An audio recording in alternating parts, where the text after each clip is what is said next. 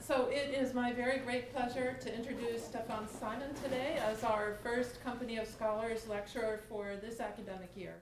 As you probably know, this series that we call the Dean's Lecture, Company of Scholars, is a great opportunity for us to hear from some of our most distinguished scholars and innovators on campus, and also the chance to find out about things going on our campus outside of our own discipline. I'm especially glad to have Stefan here today, as he is instrumental in bringing a unique program to Yale that is having a huge impact on the preservation of cultural heritage, which I think is arguably one of the most important human endeavors that we undertake, both for the importance of understanding our history to figure out how to navigate the present, and we have ample examples of the importance of this in our amazing museums and tourism in museums and huge efforts to resurrect artifacts of past civilizations. Preserving that culture, cultural preservation, is especially important these days with very acute threats caused by armed conflict around the world and climate change causing huge climate-associated disasters. Stefan enters this scene of cultural preservation with a broad experience in science, including material deterioration, diagnostics, microanalytics, climatology, and non-destructive mechanical testing. He's at the forefront of efforts to bring cutting-edge scientific diagnostic tools to understand how we can best preserve artifacts. His Institute for the Preservation of Cultural Heritage on the West Campus welcomes scientists and students from across the Yale campus, as well as from other universities and other countries. Much of his recent effort has been responding to natural disasters in ways that save cultural artifacts in museums and elsewhere. If you get the chance to visit the Center for Preservation of Cultural Heritage on West Campus, I encourage you to go. It's a truly amazing, nearly one-of-a-kind place. Prior to arriving at Yale in 2014, Stefan was the director of the Rothgen Research Laboratory at the National Museums in Berlin, the oldest museum laboratory in the world. We are indeed very fortunate that he's now part of our community in Yale, and I welcome you here to hear about his work. Thank you. Thank you, Lynn, very much, and apologies for the delay. Actually, quite interestingly, it's true that I changed from the world's oldest conservation institution to the world's youngest conservation institution. I think that, as Lynn was already saying, cultural and natural heritage is increasingly threatened with destruction, and not only by physical and chemical causes, but also by our changing social and economic conditions. And natural and man-made disaster both are a very important factor, as we could recently learn over the past years, illustrated in a horrifying way by all these war crimes, as Irina Bokova, Director General of UNESCO, is calling that, war crimes in the Middle East and Africa. And I think it is quite clear that the world is changing at a rapid pace. And research, as well as academic education, must try to keep up with this development. And I think this is the challenge for us, this is the challenge for Yale, to move the field of cultural heritage preservation ahead in a changing world and in a changing environment. So I would like to talk a little bit about three main topics. What is cultural heritage? I think it's important to think a little bit about what that means, what that can mean, and to give some examples. A little bit about preservation versus hazard, risk, and loss. And I try to combine two examples. I mean, you could choose broadly from cultural heritage computing to technical art history, from canvas to panel painting. You could do really a lot of variety, but I chose what I think are at the moment the hottest topics in our field: the sustainable conservation and green museum debate, the plus-minus dilemma about what is really affordable in collections and what is really sustainability in conservation, both in museums and in sites. And of course also what was already mentioned, the risks to cultural heritage by disaster, man-made or natural, and try to finish then with a view who is actually responsible for cultural heritage preservation and how can we be successful. If you think about cultural heritage, most people think this is all about paintings. People think in our institute, people come in with a Van Gogh painting and every morning and leave in the evening, with another painting. And it's true, it is about paintings. There's a lot of paintings in the conservation laboratory out on West Campus. Paintings are an important part of cultural heritage, but they're kind of a Western part of cultural heritage. They're kind of this white Western cultural heritage. There are continents which made centuries without paintings. Continents. Paintings have challenges like this one. It's a very famous painting from the National Museum in Germany, the Abtei im Eichwald by Caspar David Friedrich. They have varnishes which yellow and which change the appearance.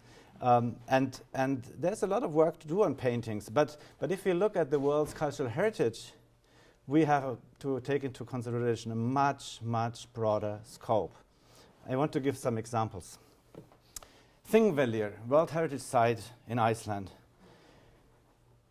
One of the oldest parliaments, 930 until I think the late 18th century, a traditional legislative union for Iceland. So actually 900 years of democracy, but also place of what is called the Eurasian North American plate boundaries rift, which run through Iceland, and they break apart and move. Actually people say that's where the European and American plates are like coming together. The opposite is actually true because they're moving apart with approximately 2 centimeters per year.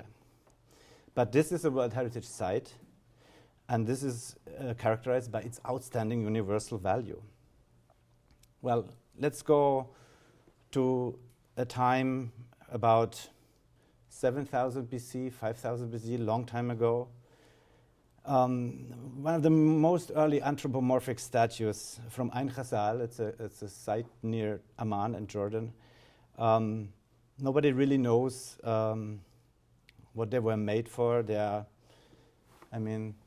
Unfortunately, it's not as nice as on my computer. You can hardly see them. Look a little bit like a mixture of E.T. and unfortunately, I'm sorry that the picture should be a little bit brighter. We get rid of some of the lights.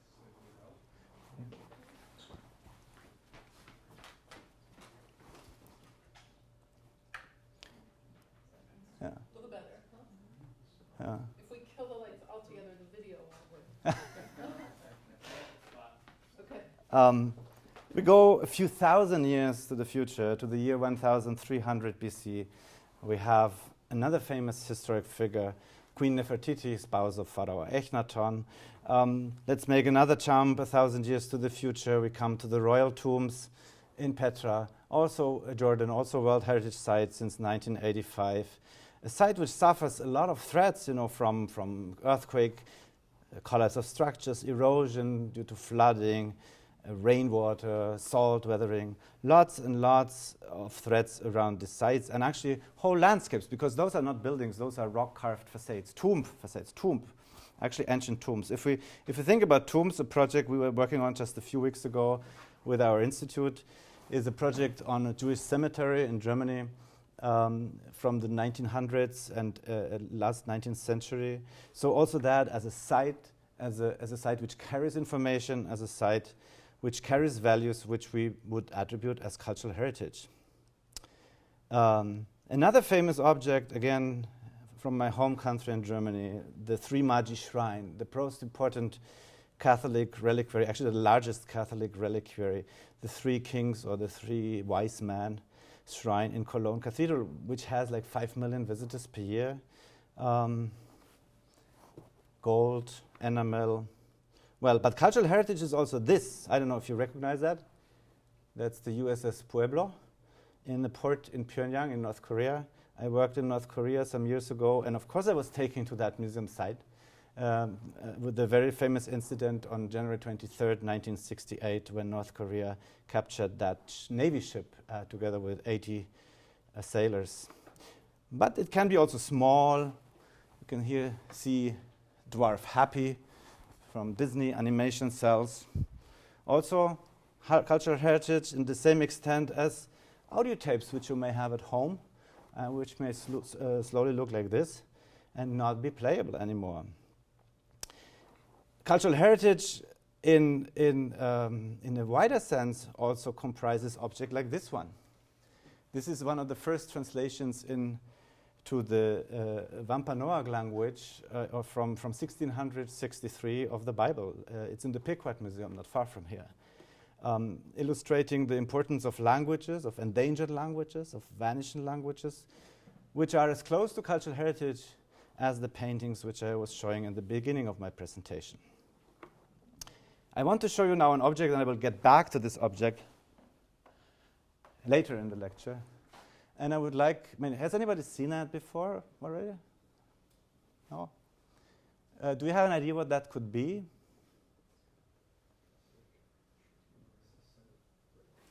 I mean, it looks like a brick with a little bit of mortar. The information I'm going to give at this stage is that if we look at cultural heritage at home, an average American will approximately own more than 400 electronic appliances during his or her lifetime. That could be one of them. Doesn't really look like it, I admit. Looks like a brick with a little bit of lime wash or lime mortar. But I will soon show you that it has a completely different meaning in terms of cultural heritage. And of course, cultural heritage, coming to the end now, what it can be, it is attracting people. People want to see it, and unfortunately it's also too dark. This is the Trevi Fountain. I was there a few weeks ago in Rome. It's just after restoration, finished in October. And you see the typical picture, actually you don't see, you see just the black mass, but there's hundreds and hundreds of people in front of the Trevi Fountain, and everybody's jealous that I can make the photo from the Palazzo Polli from the other side to them, and not the usual way. So, one thing is clear. If you look at cultural heritage, it can be old, it can be new. Like in this saying by Maurizio Nanucci, all art has been contemporary. At some point, all these artifacts, all these objects have been a product of their time. So let's, after this introduction, let's go into the questions of preservation versus hazard. And let's look a little bit about sustainable conservation and the Green Museum. I think Yale University is a place where I don't need to waste my time on explaining what actually sustainability means. I don't need to speak about Hans Carl von Carlowitz or the Brundtland Commission. Just maybe one sentence. A green museum is about to incorporate the 3 columns of sustainability into its operation, programming, and facilities. The 3 columns are actually the economic column, the ecological column, and the social column. And the social column is kind of the conservation part in this game. We also recognize that we have in our debate about the Green Museum, in our lecture, in our museum environment, we notice a change in objectives in the last 10 years, 20 years. And actually, the United States have been at the forefront of this development. We see that we go away from rule-based preservation, from rule-based protection, and we're changing slowly into something which we call management of change. We know that things change. We know that our objects change. I mean, it's enough to take a look in the mirror every morning and you realize things on this planet change. And we have to go to a pragmatic risk assessment. And we can't just say, it has to be like this. It has to be 50% flat, because we have to pay for this relative humidity. We have to pay for the HVAC systems. And I think Yale is a place where this debate is at home since a long time. So a short excursion on what is called the good museum climate, or the plus-minus dilemma. Traditionally, climatization takes place through natural air exchange, through leakage. I mean, no building is really sealed, so you have joints, windows, doors. The first HVAC systems in museums come from the 1950s, 1960s, in Europe maybe late 60s, in the US it was a little bit earlier. So imagine everything which is a little bit older than 1960 has lived its life in an environment without climatization. Okay, it's very important to note. General conservation requests are, we want to have low temperature, We want to have relative humidity according to absorption characteristics. Both temperature and humidity should be constant as much as possible. We don't really want to have high airspeed because that leads to dust deposition. And also we don't have too much dust in the air compartment because it will deposit and then soil and be at some point also difficult to remove. Well, so far so easy. But why do we have a museum requirement of like 20 degrees Celsius and 50% RH? Where does it come from? Objects, art objects, most art objects, they don't need 20 degrees Celsius. They're actually much better with 15 or 14, but the human comfort zone, the zone for the guards, the people working in the museum, well, they don't really want to work below 19 degrees Celsius.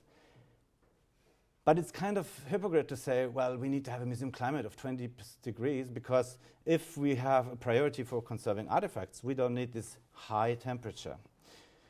So one development which took place over the past years is steered by a group called the BISO group. The BISO group is a group of the big museum lenders like the Metropolitan Museum, the British Museum, the Louvre. They came up with this idea to relax our climate standards, and I'm actually, it's interesting to note that at Yale, also the art gallery has very seriously considered to apply to these interim guidelines of the BISO group, which say actually for many classes of objects, we can work with 40 to 60% RH. And we should have a limited fluctuation. Also, I think very important is the last sentence is quite often overlooked.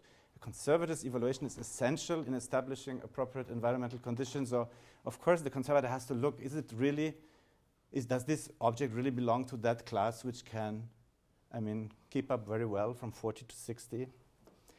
And it is a hot debate. I organized a conference in 2013 in Berlin. There was another one in 2012.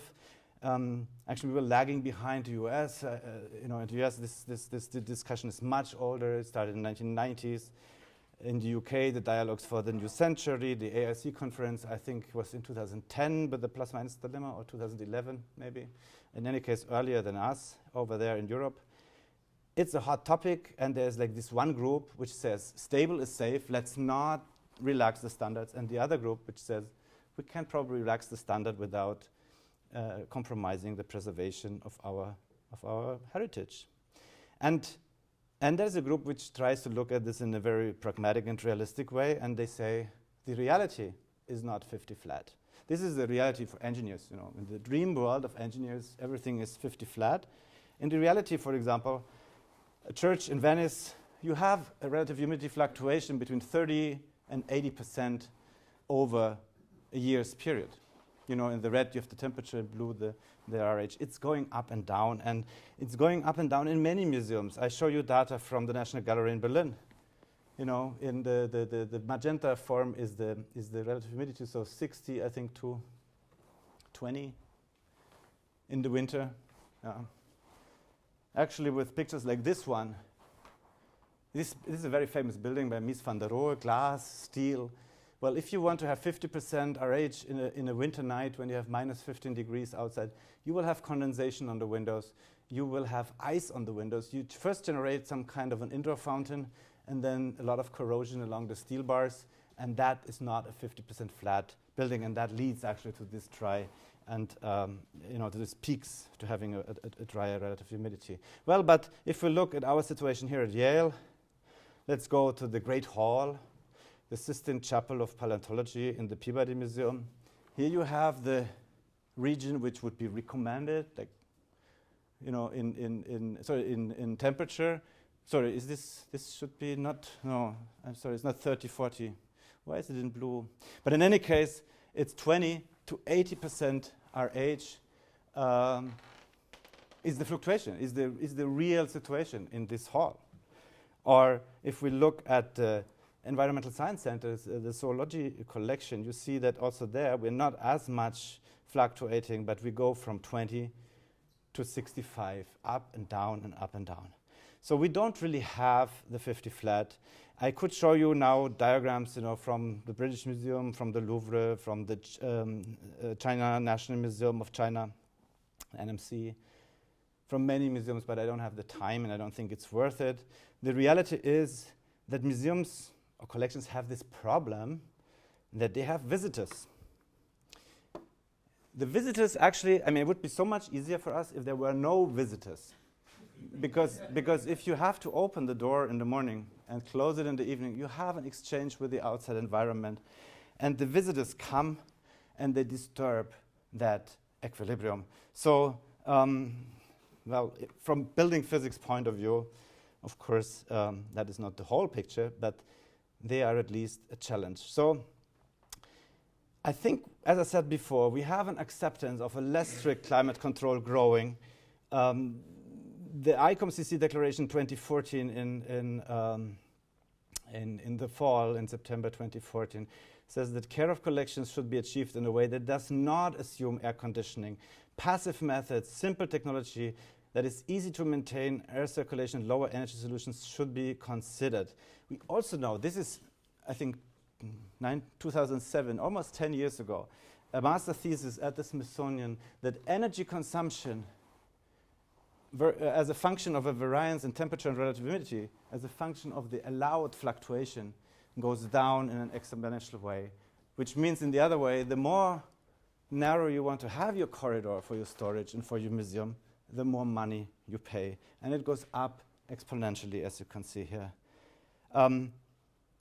These figures are all on the web. The Office of Sustainability and other sources at Yale provide that. You see that energy use at Yale sees, the museum buildings at the top. The art gallery, for example, the Collection Studies Center, the Beinecke Library. There's some, like Environmental Science Center and the TAC, which are still higher related to cubic feet, but the museums are high. And we have to face reality. We can look, where are we comparing to other institutions? So if that's us, the art gallery, the science center, that is a typical museum in Denmark built maybe 10 years ago. That is the new passive store in Yale in Denmark. You can hardly see that. It is possible to build storage and museum conditions with 20, 30, 50 times less energy consumption than we do. It might be worth to take a look at this museum store in Yale. First of all, very low air exchange rate, just a little bit of natural infiltration, no insulation on the floor, lower temperatures between 7 and 16 degrees, increase the object's lifetime for a factor of about 2.5, comparing to 20% temperature and 50% RH. So the conclusions of this little excursion on the Green Museum debate: strict climate control in most cases brings little benefit, but considerably high costs. Most observation, experience, and conservation and research show that variations of plus minus 10, 15% are safe. We know how to build energy efficient buildings, and if preservation is a priority and not human comfort, we also know how to build almost zero energy storage buildings, in theory. So I told you before that the problem in the museum are the visitors. That was, of course, a joke, because if you go to the Van Gogh Museum in Amsterdam, it says go as often as possible to the museum, and that would be also my recommendation to you. Go as often as you can to the museums. Just, close the door quickly when you enter and don't let it open. We think that we should work on linking the cultural heritage preservation to the 17 United Nations Sustainable Development Goals, to have cultural heritage included in the development of climate risk indicators. We have just the big meeting in Paris this week going on climate change. Cultural heritage experts are lacking at the table. I think we still have a way to go, and some lectures to give to convince that cultural heritage and these costs of energy are not peanuts. I can give you an example from the National Museum in Germany. In one case of the museum, not the museum island, but the museum forum, we talk about 3.6 million euro per winter, per winter season, 3.6 million euro savings through relaxation of climatic standards. So it's a lot of money involved here. I come to risk to cultural heritage by man-made and natural disasters. Now it's like the harder part, actually, of this lecture. Fire is the worst. I mean, among all agents of deterioration, fire takes things in a short time, in a part of a second. I mean, everybody working in conservation can be happy if he was not involved in a fire event, but it may happen. And you may be lucky, you may not be lucky. Fires have a long impact on tradition. I just show you here one example of the Rocio, the square in Lisbon, where you can see here very typical Portuguese firewalls inside the buildings, which were introduced in the architecture after the devastating earthquake and tsunami and fire. Everything came on one day of November 1st, 1755. Now that's a long time ago. We have disasters, I mean, in the last years everywhere, and I just show you a few examples. The Herzogin Anna Amalia Library in Weimar burned down in 2004. Loss of manuscripts, a whole library actually. And you couldn't even say something went wrong. The fire brigade was there after a few minutes, but books burn. I mean, good. 50,000 books were burned, and many of them not to be recovered. Costs of recovery estimated like 50, 60 million. That's why, you know, our colleagues in Nara have everywhere a bucket of water, you know, just to be there in the moment when it starts. After fire, flood is a life-shaping experience. The flood of August 2002, which affected Germany, the Czech Republic. At that time, I was working for the Getty, but I was on a mission to Europe, and I went there and I saw the Museum Depository in Terracin. I saw the National Architectural Archive, where you had everything from the medieval cathedral to the Bauhaus to Mendelssohn, 3 meters underwater. I was in Dresden.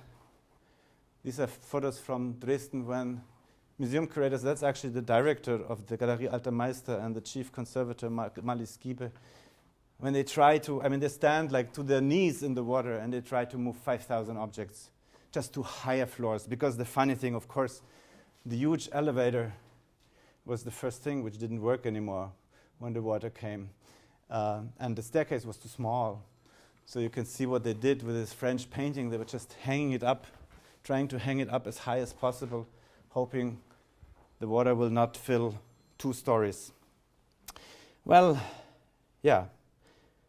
These were experiences which you know you can never forget if you work in cultural heritage preservation, because this is one of the most important collections of Europe, and if you have 5,000 objects which are underwater almost, and you have to call in the people from the street to take this Raphael painting, just carry it up 2 floors, give it to the conservator. Yeah, you never forget that. You see a very exhausted Director General, my friend Martin Roth, sitting here, because they just brought everything up.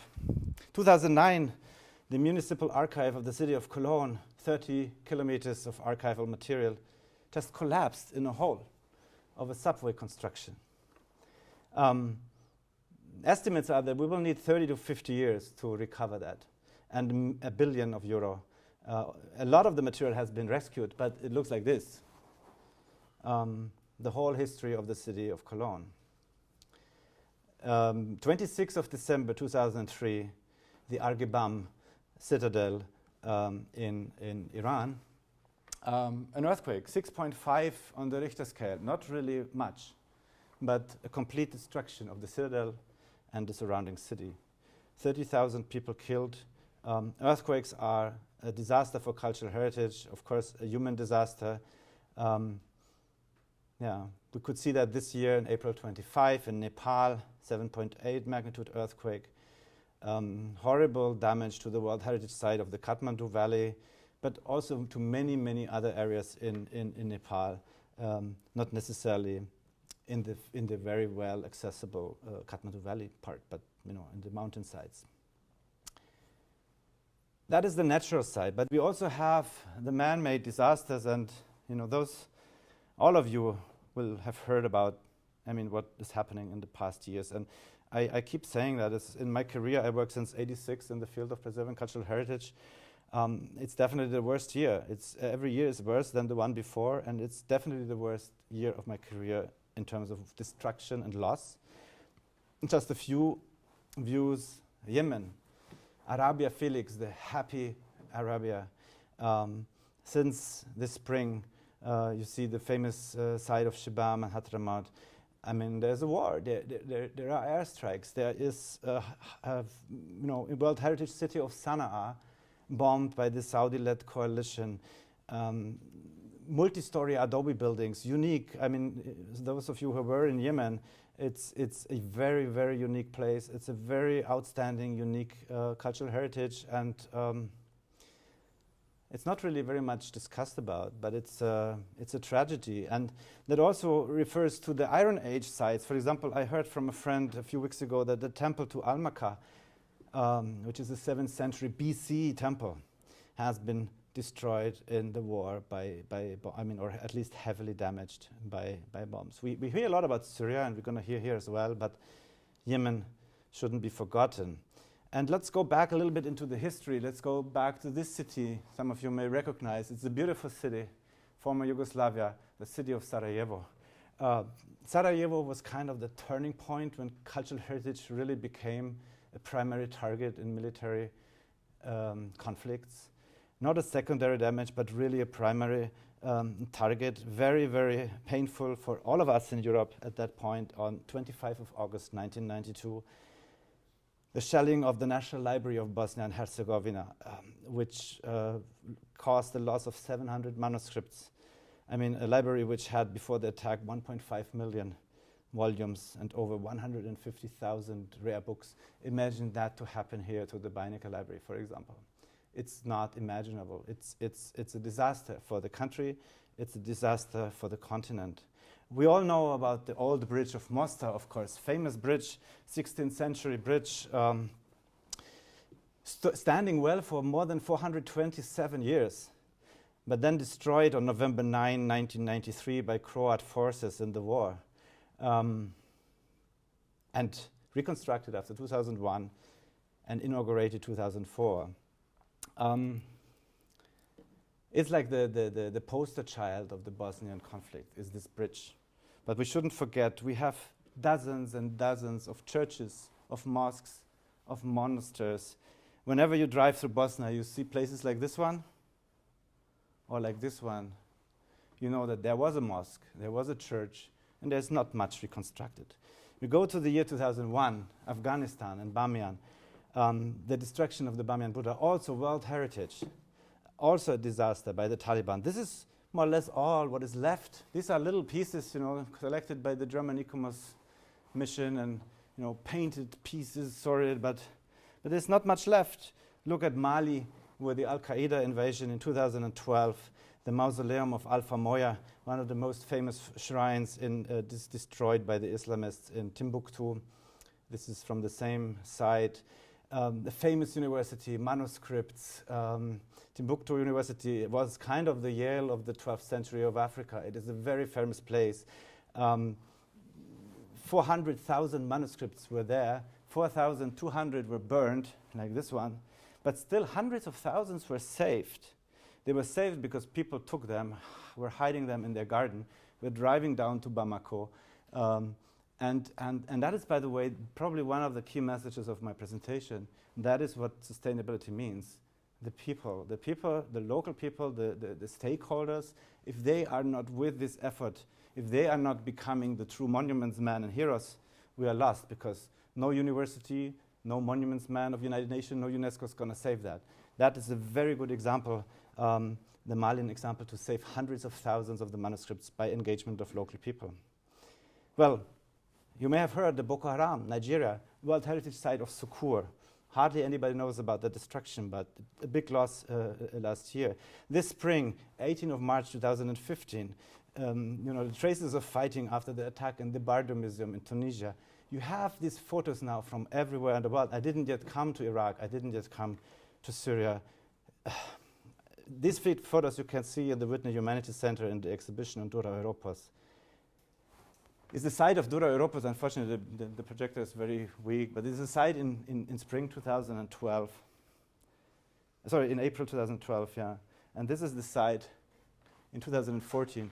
And you can see that each of these black holes is as we were hearing recently in a panel on cultural heritage and terrorism, like a 3-meter deep hole, which looted that site, as my colleague said, from Azor into oblivion. And that happens now day after day since 2012 in the country of Syria. It happens in Africa. This is also from Mali, from Djenné, Djennou. You have these objects turning out on the market. This photo is from the 2004, I think, from Umma in southern Iraq. It's a German excavation. Only this area is excavated. All this Swiss cheese around is what's called illicit digging. They're taking objects out of that. They're bringing them to Turkey, to Lebanon, to Thailand. They're selling them in China, in Russia, in the United States, everywhere. They turn them into money.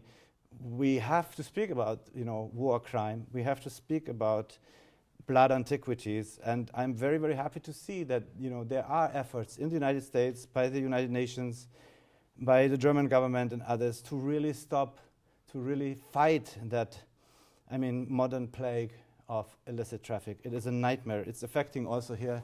It's a photo I took in Chan Chan in Peru in 2005. And this, by the way, is how it looks when you take a mural painting out of a wall. That's from the Silk Road in China, where German explorers took in the early 20th century, just cutting out the pieces, nice faces, took them to Berlin, 700 square meters of mural paintings now in the National Museum. But that scarred rest is left. And I found a nice quote back from the United States from 1914. Henry Fairfield Osborne, director of the American Museum of Natural History, said about China, he said, "Such plunder and destruction are not only despoiling China from some of the garments of the ancient civilization, but actually tend to break down Chinese society by depriving the Chinese people of their heritage, besides crippling research and education and retarding progress."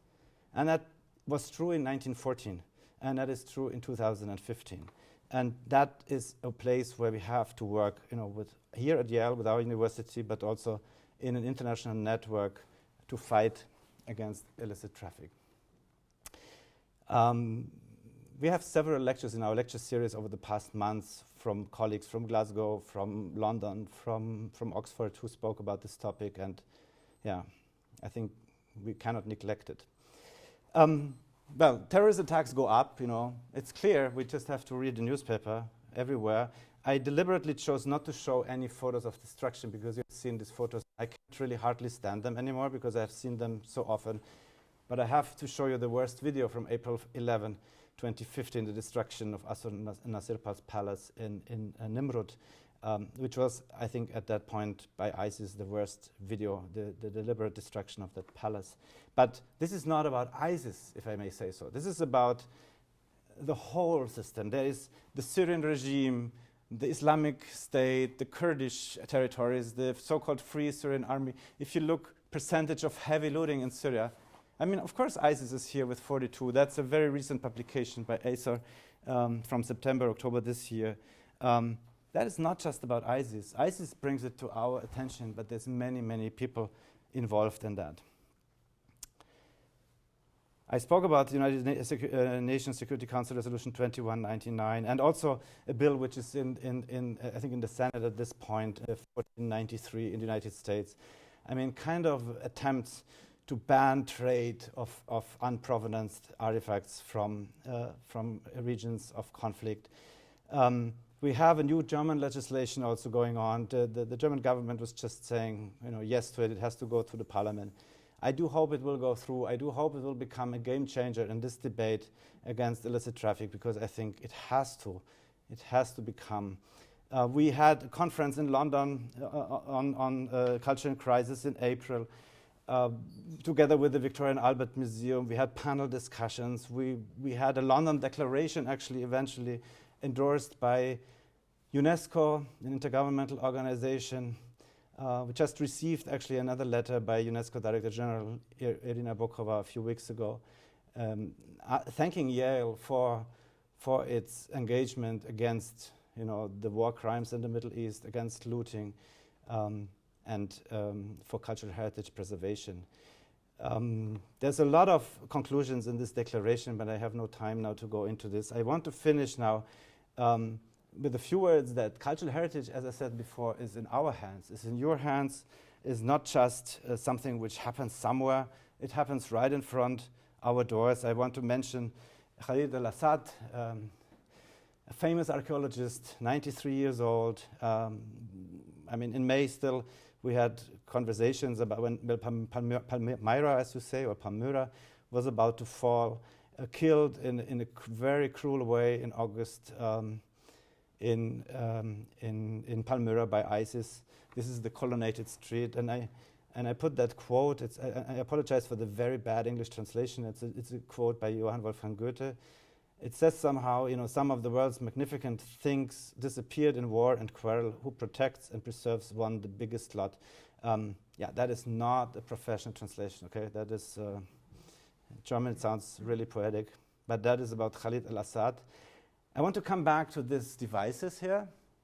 I guess that you don't know what they are, but they have to do with cultural heritage preservation as much as anything else I was showing in this hour. It is called the Czech radio, the Czechoslovak radio, and it was on the Documenta, which is a contemporary art exhibition in Germany a few years ago, 2013. So when Czechoslovakia was invaded by the Soviet army in 1968, people resisted. I can say that because I studied in the socialist countries. I'm kind of this soon extinct species, who spent some years growing up in the socialist environment. Nowadays, you have to go to North Korea, right? That's the only place where you can really enjoy that feeling. So I say this with a certain passion, right? So when Czechoslovakia was invaded, people resisted to the repression of political reforms through quite creative means. You may have heard of the soldier Švejk, also Hašek. That's very typical Czech. After people were forbidden to listen to radio broadcasts like Radio Free Europe from the United States, they started attaching antennas to bricks as a sign of protest. Nothing more than painted bricks, these fake radios started to spread among the population, pretending to listen to them. And although they were useless as a communication device, they were continuously confiscated by the Russian army. It is unclear if this was caused by the genuine thought these were hidden radio audio equipments or because they were seen as an anarchic piece of art. That is the Czech radio, and that is the relation to cultural heritage from people who really take a stake in it. And the other example which I want to show is this one, and you may say, what kind of a horrible painting is this? A river, that would never make it to the art gallery here. What is that? Well, that is a masterpiece by a teacher in Afghanistan, in Kabul. His name is Muhammad Yusuf Asefi. When the Taliban came and took power, he overpainted 120 paintings from the National Museum in Kabul with a water-soluble paint, with motifs of rivers, of forests, because he was sure that, will the Taliban find these paintings with depictions of animals, of human beings, they will all destroy that. He is a very famous person now. Nobody knows him, but in my world, he's a very famous person. I think people like Khalid al-Assad, like Muhammad Yusuf Asefi, how the people in the Czech Republic who carried around their bricks with the painted antenna, those are really the heroes of our time in preserving of cultural heritage. We have to make sure, we have to realize historic places are the places which give us our roots. They enhance the community pride, they teach, they inspire us. They make, in essence, our communities more attractive, encourage, travel, tourism. They are assets for downtown revitalization, economic development. I didn't talk about that at all, about the power of economics and preservation. How much money is actually generated through preservation of cultural heritage, and why why we pay 10 euro for a cappuccino in St. Mark's Square in Venice and only 2 euro in Mestre, a few miles away. That is the cultural heritage which makes the difference. I think that ensuring also the sustainability of preservation, taking the local stakeholders with us, and then one of the most important conclusions of the London Declaration: be generous, be generous, creative, and innovative in our support to the colleagues on the ground in Syria, in Iraq, in Mali, Nigeria, Tanzania, wherever, in Yemen. Support Unite for Heritage campaign, a social media campaign launched here in the Baghdad Museum or University of Baghdad in March this year. And also take into account the future, because cultural heritage is really as much about the future as it is about the past. So I thank you very much for your attention, for this journey through the scope of work of my research and also of the Institute's research. And I think my colleagues here, many colleagues have helped me with photos from Yale and from outside Yale. And thank you very much for your attention.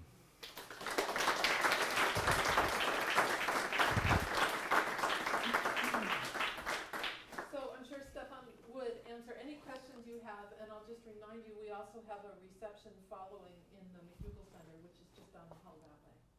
So, questions, please. Yes. Thank you, Stefan, for such an illuminating talk. This was really great.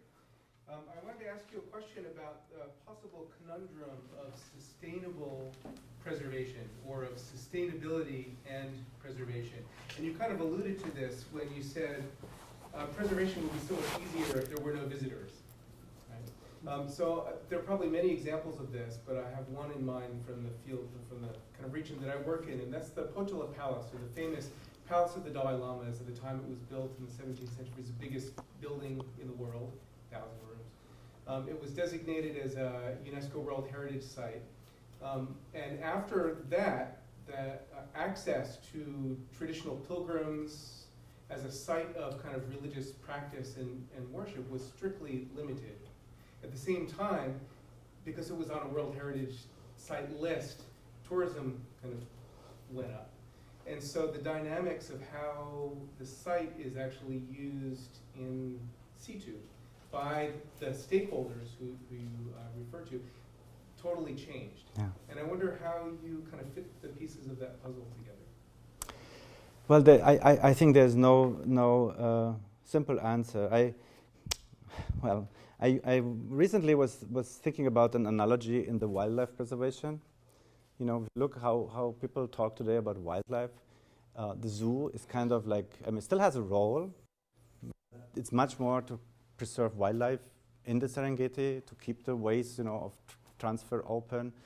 I think we will have that for cultural heritage as well. We will definitely have this idea of, cultural heritage in the spirit of the place. And the spirit of the place is the one which the various stakeholders associate with it. Take the Berlin Wall. The East Germans see it differently from the West Germans. And still, the Getty had the Getty Conservation Institute had 10 years ago, the Values Project, a wonderful project about how to identify all these values associated with a place. And I'm sure the Potala Palace is exactly, would be a wonderful case study. I don't know how we will really preserve cultural heritage. It's not possible to preserve it forever anyhow. It will change, and we have to accept that it will change. We can make it as a management of change and try to let it live as long as possible. And also we have to make sure that our perceptions change. Nobody wants to return to the 18th century and cut the people's head in the French Revolution anymore. So, or let's say, I don't know even the English word for it. There was a tradition of duel, in Europe when over a dispute, a woman, the man were like shooting each other. I don't know, it's just the English word. Duels, yeah. Well, that is kind of an intangible cultural heritage which we don't want to right? We don't want to get this back. So we have to live with changes in perception and in values, and we have to embrace the change, because there's no way to say it should be like this forever, because it will not work anyhow.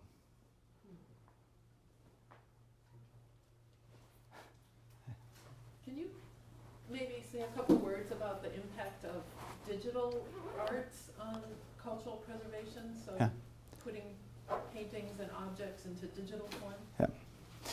Well, thank you, Lynn. That's a wonderful opportunity because I exactly eliminated all this part because I thought that would be then way too long. This is like the third big field, the preservation of digital heritage, of data.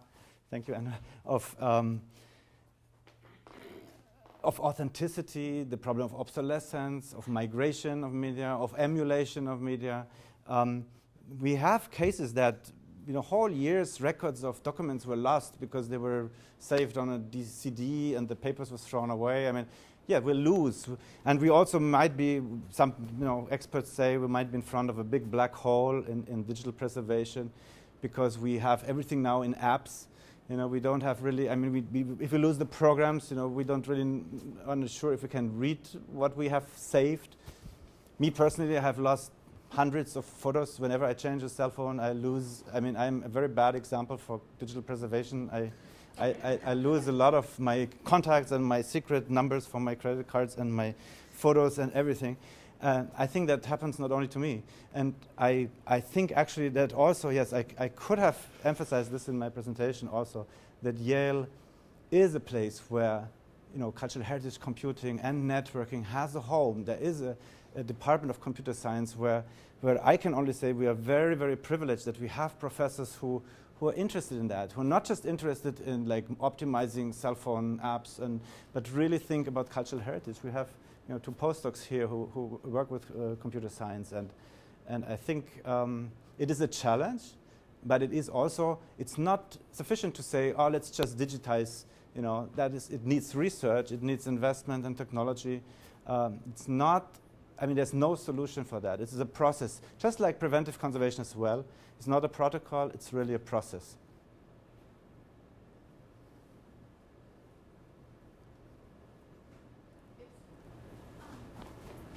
Kind of building on the first question, I was interested in the paintings that were painted over by the teacher in Afghanistan.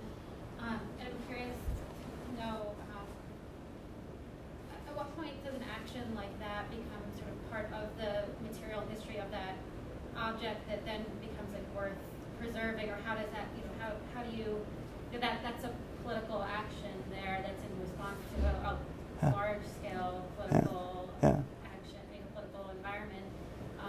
So how do you sort of balance, privilege, balance privileging these moments or these human actions? Yeah, it's a very, very good question. I mean, the photo which I showed you, I took myself. So there was obviously a painting where the water-soluble paint was not yet removed. It was shown at the Documenta also, 2013. It is, I mean, I said before, conservation is management of change. I could also say conservation starts with exploring the context.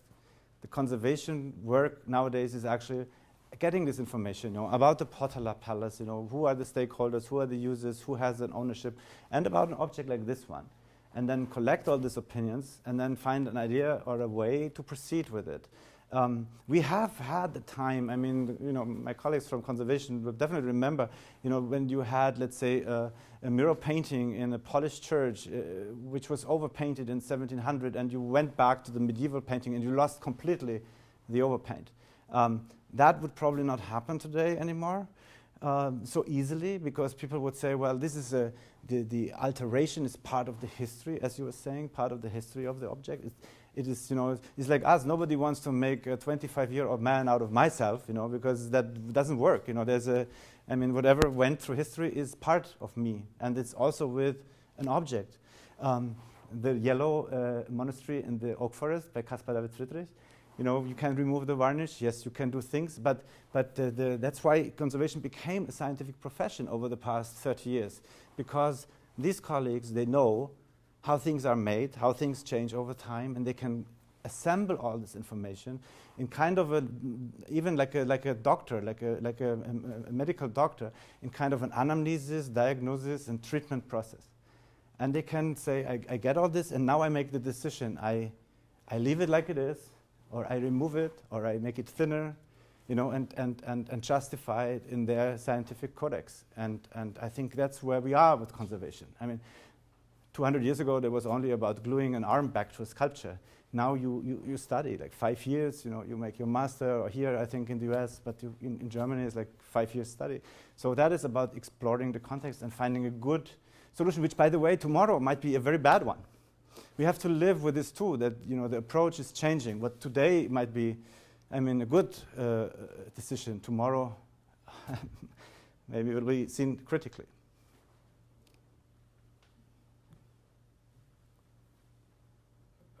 So this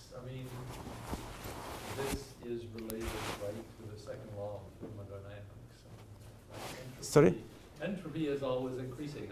Preservation is sort of a fight against entropy, right? And has anybody sort of thinking of it on that level or anything like that? There's other things, like we're programmed to die, and basically we have to die. If we don't die, there won't be any room for people, right, to be born.